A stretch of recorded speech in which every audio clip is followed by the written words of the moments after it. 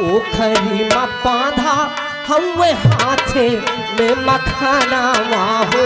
हाथे पहला दर्शन बुढ़िया कर रही है उसी तरह से कि रस्सी से बांधा है, अब माखन हाथ में है, मुंह में लगा है, भगवान का दर्शन कर रही है कि बारे मुरली मनोहर।